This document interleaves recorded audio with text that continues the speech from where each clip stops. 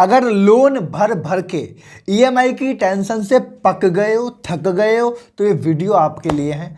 आपके ऊपर जितना भी कर्ज है और जिस भी तरह का है, आपने चाहे पर्सनल लोन लिया है, क्रेडिट कार्ड आप ले चुके हैं, होम लोन आप ले चुके हैं, कार लोन आपने ले लिया है और गलती कर चुके हो, अब तो भैया कहते हैं ना टेंशन सर पे आ गई है, अब नहीं है हाथ में कुछ भी। तो अगर ऐसी समस्या से आप जूझ रहे हो तो ये वीडियो आपके लिए बहुत ज़्यादा कारगर हो सकती है, क्योंकि इस वीडियो के अंदर मैं आपको कोशिश करूंगा बताने की कैसे। देखो, जो ले लिया है वो तो ख़त्म नहीं हो सकता। भाई मैं तो आपको पैसे नहीं दूंगा, करना तो आप ही को पड़ेगा, लेकिन मैं आपको एक अच्छा खासा रोड मैप देने की कोशिश करूंगा कि अगर इसको आप फॉलो करेंगे तो एक्चुअल में अगर हो सका तो जो लोन आप लेट पटाएंगे, जो आपका ज़्यादा खून पी जाएगा, वो कम में निबट जाएगा, जल्दी ख़त्म हो सकता है, पहली चीज़। दूसरा, अगर आप कर्ज लेने की सोच रहे हो तो इस वीडियो में और ज़्यादा बने रहो, क्योंकि आपको समझ में आएगा कब आपको कर्ज लेना चाहिए, कब नहीं लेना चाहिए, कौन सा लेना चाहिए, कौन सा नहीं लेना चाहिए, और अगर ले लिया है तो ऐसे कौन से 3 से 4 स्टेप हैं जिनको अगर आप फॉलो करोगे तो एक्चुअल में आप उससे छूट पाओगे और बच पाओगे। आप जानते हैं, मेरा नाम है अंकित सैनी, हम सेल्स एंड बिजनेस कोच। इस चैनल के ऊपर हम बहुत सारी वीडियोस फाइनेंस की, इन्वेस्टमेंट की, सेविंग की, बिजनेस आइडियाज़ की रेगुलरली वीडियो लाते हैं। तो अगर आपने अभी तक चैनल को सब्सक्राइब नहीं किया है तो क्या किया है अभी तक, सब्सक्राइब करो और नोटिफिकेशन को ऑन करो ताकि एक भी वीडियो मिस ना हो। इस वीडियो के लास्ट में आपको बताऊंगा कैसे आप मल्टीपल इनकम सोर्स क्रिएट कर सकते हैं और अलग अलग तरीके से आप पैसे कैसे कमा सकते हैं। एक सीक्रेट रेसिपी है, मैं आपको दे के जाऊंगा। बट उससे पहले हम टॉपिक पे आते हैं, और टॉपिक है कि लोन को कैसे खत्म करें, जो कर्ज ले लिया है या कर्ज को जल्दी कैसे खत्म करें।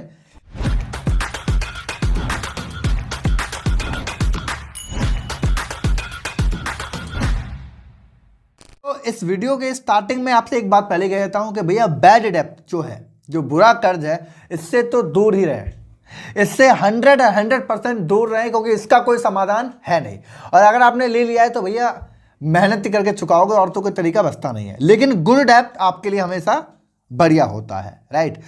कर्ज लेने का जो ना बहुत सिंपल सा एक मायने होता है कि कभी भी कर्ज को अच्छा और बुरा हम तब नहीं बोलते। देखो, कर्ज है ना, अच्छा और बुरा है, ये अलग अलग पर्सनालिटी पर डिपेंड करता है। मायने करता है कि जो वो इंसान है, जो भी इंसान कर्ज ले रहा है, उस इंसान की मानसिकता कैसी है, उस इंसान की सोच क्या है, समझ रहे हैं, वो ज़्यादा मायने करता है। जैसे कि अभी मैंने एक बात बोली कि भैया जो हमारा कार लेना है ना, ये कार बैड डेब्ट की निशानी है, तो नहीं।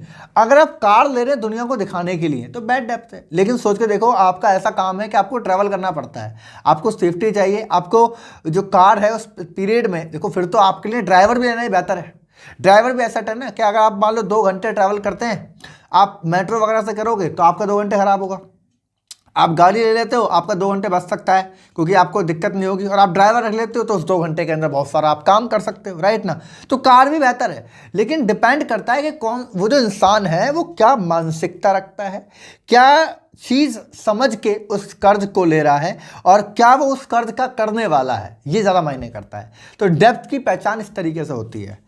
अब ये तो आप समझ गए डेब्ट कौन सा होता है। अब मैं आपको बता दूं कर्ज उतारने के कुछ तरीके। दोस्त देखो, कर्ज उतारने का एक तरीका बिल्कुल भी नहीं है जो आप लोग करते हैं, जो हर इंसान करता है। वो क्या है? इसकी टोपी उसके सर की बात। इसका कर्ज हो गया 50,000, उसको उतारने के लिए 1 लाख और ले लिया, समझ रहे ना। तो ये जो इसकी टोपी उसके सर वाली कहानी है ना, ये आपको कर्ज की मानसिकता में रखती है। जिंदगी बर्बाद करने के लिए जो सबसे अहम अगर चुनौती है तो वो यही है, इसकी टोपी उसके सर वाली कहानी आपको बर्बाद करती है। मैं आपको इस वीडियो के अंदर 3 चीज़ें बताऊंगा। 3 चीज़ें अगर आप फोकस करेंगे तो एक्चुअल में आपका कर्ज उतर सकता है। सबसे पहला काम, आप एक काम करिए, आप कोई डायरी ले लीजिए और अपने सारे डेब्ट की आप लिस्ट बनाइए, है ना, लिस्ट बनाइए। आपके ऊपर कौन कौन सा कर्ज है, कितने कितने रुपए का कर्ज है, आप ये बनाइए।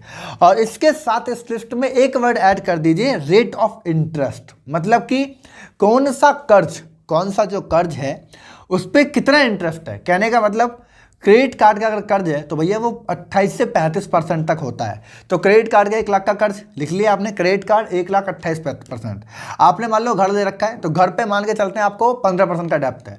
आपने गाड़ी ले ली है तो गाड़ी पे आपको 18% का डेब्ट है। पर्सनल लोन पे तो भाई पूछो ही मत, पर्सनल लोन पे तो लोग महीने का 10-10% पर ले लेते हैं, तो साल का 120% हो जाता है। ये तो सबसे खतरनाक काम ही है, समझ रहे हैं। तो इस तरीके से आप पहले अपने सारे डेप्थ की आप लिस्ट बनाइए, प्राइस लिखिए और साथ साथ में रेट ऑफ इंटरेस्ट भी लिखिए कि किस तरीके से कौन कौन सा लोन है। अब इसमें एक चीज़ करिएगा, जब आप लिस्ट बना ही रहे हैं तो जो हाई इंटरेस्ट की जो लोन है, हाई इंटरेस्ट का जो डेप्थ है, उसको आप ऊपर रखेंगे, मतलब ऊपर वाले सिनेरियो पर रखिए। मान के चलो कोई क्रेडिट कार्ड है, उसका 1 लाख का कर्ज है, और मान लो घर है, घर पे लोन है 10 लाख का, तो 10 लाख का जो लोन है उस पर 10% का ब्याज है, और जो क्रेडिट कार्ड है उस पर 35% का ब्याज है। तो क्रेडिट कार्ड वाले को ऊपर रखो। समझ में आ गया आपको? ये सबसे ज़्यादा अहम पार्ट निभाता है। तो पहला काम करेंगे, आप लिस्ट बनाएंगे, प्रॉपरली लिस्ट बनाएंगे, और लिस्ट बनाने के बाद आप अगला प्रोसेस पे आते हैं। लिस्ट बना लिया, इन्फ्लेशन का पूरा प्लान बना दिया। अब दूसरा स्टेप, आप बजटिंग करिए अपने इनकम की और अपने एक्सपेंस की। ये मोस्ट इंपॉर्टेंट है। बजटिंग का मतलब होता है दोस्त कि जब आप बजट करते हैं अपने इनकम और एक्सपेंस की, मान के चलिए आप महीने का कमाते हैं 50,000 रुपये, राइट, और आपको जो देना होता है मान के चलिए 40,000 रुपये पे करना होता है। अब होता क्या है कि लोन आप नहीं दे पाते हैं, बिकॉज जो आप पैसा कमाते हैं, आप ज़्यादा पैसा आपके पर्सनल खर्च में चला जाता है, आपको मालूम होगा। तो अगर आप अपनी सैलरी को मेंटेन नहीं कर पा रहे, आपके पास जो पैसा आ रहा है इसको आप बैलेंस नहीं कर पा रहे, तो इसके लिए आप मेरी एक वीडियो देखिए, मैं बटन पर लिंक दे रहा हूँ, कि आपकी जो मंथली इनकम आती है, सैलरी जो है या जो बिजनेस इनकम है, उसको आप कैसे बैलेंस करें। वैसे सिंपल रूल होता है 50%, 20% और 10% के 3 पार्ट होते हैं, लेकिन इसकी डिटेल वीडियो आप आई बटन पर लिंक है, जाके देख लो, डिस्क्रिप्शन में भी है, जाके देख सकते हो। उसके अंदर मैंने प्रॉपर्ली समझाया कि कैसे आप अपने फाइनेंस को मैनेज कर सकते हैं, ये बहुत ज़रूरी है। अब मान के चलो, उसमें समझाया मैंने कि 50% जो पार्ट है वो आपके पर्सनल खर्चे में जाता है, जो जाना ही जाना नीड है, इसको आप रोक नहीं सकते। लेकिन बाकी 50%, उसमें 20% इन्वेस्टमेंट का है, 10% एंजॉयमेंट का है, 10% सेल्फ लर्निंग का है, 10% एमरजेंसी फंड है, तो करीब 50% आपका बैकअप प्लान होता है। तो दोस्त एक बात समझिए, जब आपने एक्सपेंस की ये डेटा बना लिया है, आपने पूरा बजट बना लिया है, अब मान लेते हैं कि आप 50,000 महीने का कमाते हैं और 25,000 रुपये तो आपका खर्च हो जाएगा आपके पर्सनल खर्चे में। लेकिन ये 25,000 रुपये जो आप फालतू खर्च कर रहे थे, जो आपको हर चीज़ पे डेटा बनाना पड़ेगा कि यहाँ खर्चा हो रहा है, यहाँ फालतू खर्चा हो रहा है, हर चीज़ को आप बैलेंस करना पड़ेगा। तो इस 25,000 रुपये को आप रीपे करेंगे अपने लोन को जल्दी से जल्दी। ये एक तरीका है जो ज़रूरी है। कमाई तो एकदम बढ़ नहीं रही, अगर वैसे मैं आपको बताऊंगा इस वीडियो में कि आप ये काम करेंगे तो पैसा कमा सकते हैं, बट हर काम के लिए टाइम लगता है, हर काम के लिए पेशेंस लगता है, बिजनेस आइडियाज होते हैं। लेकिन प्रेजेंट में जो टेंशन है ईएमआई की, ये तो भाई आप ही को मालूम है, इसकी तो टेंशन आप ही को है। तो उसके लिए आप एकदम कुछ नहीं कर सकते हैं, हालांकि टाइम निकाल के कर सकते हैं, बट एकदम तो कुछ नहीं है ना। तो एकदम तो बजटिंग ही कर सकते हैं और कुछ नहीं। पहला आपने लिस्टिंग करी हुई है, सारा का सारा कौन सा डेप्थ जल्दी उतारना है, और दूसरा आपने किया हुआ है एक्सपेंस बजट। जो 50% पैसा है, और हो सके तो खर्चे को थोड़ा और कम कर लीजिए, अगर पॉसिबल है तो डेप्थ को जल्दी पटाइए, इसके अलावा कोई और साधन है नहीं। एक चीज़ मैं बोलूँगा, यहाँ पे 2-3 तरह के माइंडसेट होते हैं, 2 या 3 तरह के माइंडसेट होते हैं जो आपके कर्ज को जल्दी पटाने का काम करते हैं। जैसे कि पहला, कुछ लोग ऐसे होंगे जो कैलकुलेशन वाले हैं, जो मैं आपको अभी बता रहा हूँ कि जिस पे ज़्यादा रेट ऑफ इंटरेस्ट है उसको जल्दी पटाओ, तो ऐसे लोग भी जल्दी पटा सकते हैं। दूसरे वो लोग होते हैं, एक गलती कर देते हैं, लेकिन ये हर इंसान के लिए, देखो हर इंसान के लिए जायज़ नहीं है, बट कुछ लोगों के लिए है। इसको बोलते हैं इमोशनल फीलिंग। कहने का मतलब क्या है, कोई कर्ज आपके ऊपर 5 लाख रुपए का है और कोई कर्ज आपके ऊपर 50,000 रुपए का है, तो ज़्यादातर लोग क्या करेंगे, 50,000 वाले को जल्दी पटाएंगे, मतलब कम कर्ज को जल्दी पटा देते हैं।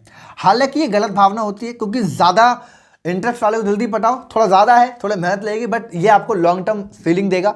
बट कुछ लोग ये कहते हैं कि यार मेरी फीलिंग ये है कि अगर मैं जल्दी जल्दी पटाता हूँ ना, कोई चीज़ जल्दी खत्म करता हूँ, तो मुझे लगता है कि अगर मैंने एक पटा दिया तो दूसरा पटाऊंगा, तीसरा पटाऊंगा, किक मिलती है, इमोशनल प्लेजर मिलता है।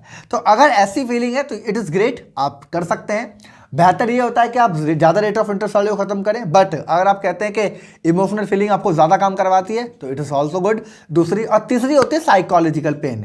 साइकोलॉजिकल पेन का मतलब होता है, ऐसे बहुत सारे लोग होते हैं जिनको कुछ तरह के, जैसे मान लो किसी का कर्ज मान लो 20,000 रुपये का है और किसी का कर्ज 2 लाख रुपए का है, तो 2 लाख रुपए वाले की तो ईएमआई बंदी हुई है, वो तो उसको टाइम से ईएमआई चाहिए, राइट। लेकिन जो 20,000 वाला है, भाई साहब ये हर दूसरे दिन आपको कॉल करता है और परेशान करता है। सुबह कॉल करेगा, बोलेगा भैया पैसे कहाँ हैं मेरे, शाम को पैसे कहाँ हैं, व्हाट्सएप पे पैसे कहाँ हैं, पैसे दे दे पैसे दे दे। तो ये साइकोलॉजिकल पेन आपको क्रिएट करता है। तो कुछ लोगों के लिए ये तरीका भी हो सकता है। ऐसा कौन से डेप्थ हैं जो आपको साइकोलॉजिकल पेन देते हैं, उसको आप जल्दी पटा दीजिए। कहने का मतलब ये 2-3 तरह के माइंडसेट हैं जो आपके कर्ज को एक्चुअल में पटा सकते हैं और ये आपको फीलिंग दे सकते हैं। देखो इस totally depend on your mind. ये माइंड का खेल है। आपका दिमाग ही आपको एक्चुअल में सपोर्ट करेगा आपके कर्ज पटाने के लिए। लोग लिखते ही नहीं है।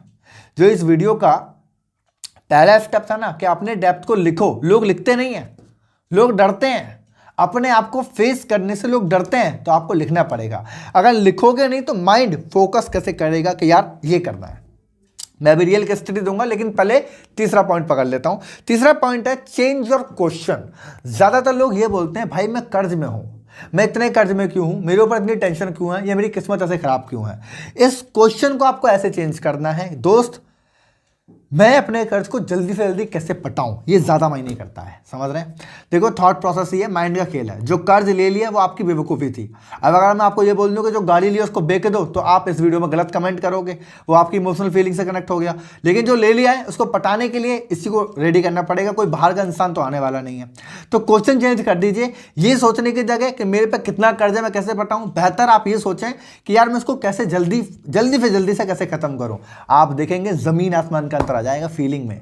इस वीडियो को अगर आप देख रहे हैं ना, तो जस्ट इतना सोच के देखो, इस टेंशन की जगह से ऐसे बोल के देखो कैसे पटाऊं, सोचोगे फीलिंग चेंज हो जाएगी।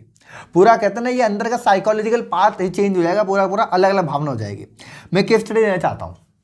आज से करीब 1 साल पहले की बात है। मेरे ऊपर लगभग 3.5 लाख रुपए का कर्ज हो गया था। 3.5 लाख रुपए का। वैसे वो बिजनेस लोन था, मैं आपको बता दूं, लेकिन उसमें कुछ पर्सनल में खर्च हो गया था और बिजनेस भी मेरा फेल हो गया था। तो 3.5 लाख रुपए का मेरे ऊपर प्रॉपर्ली पर्सनल लोन हो गया। बहुत बड़ा डेप्थ था उसका। 5-6% का मेरे को मंथली देना पड़ता था, मतलब सालाना 60 से 70% का ब्याज था, बहुत ज़्यादा था।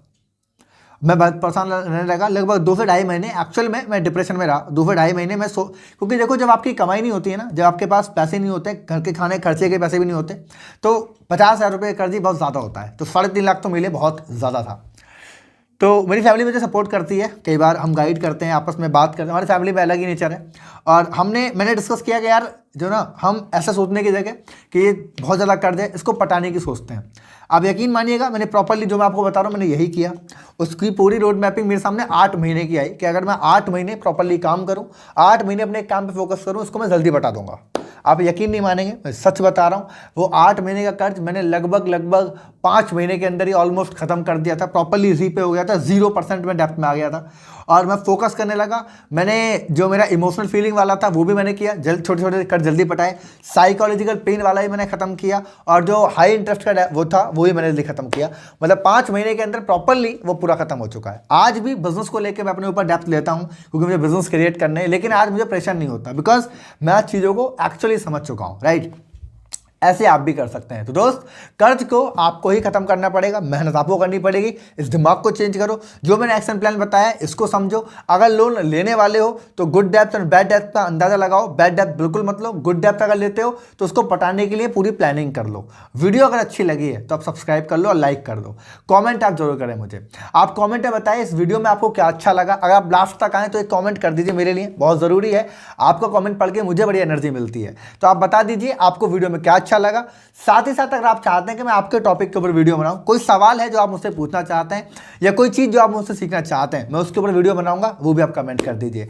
चैनल को सब्सक्राइब नहीं किया है अभी तक तो भैया किस चीज़ का वेट कर रहे हो? अभी तक सब्सक्राइब करके नोटिफिकेशन को ऑन करिए, ताकि एक भी वीडियो मिस ना हो। अगर आपको लगता है वीडियो शेयर करनी है तो शेयर करके हमारे परिवार को थोड़ा बढ़ा दीजिए। आपका उत्साह बढ़ जाएगा, हमारा परिवार बढ़ जाएगा।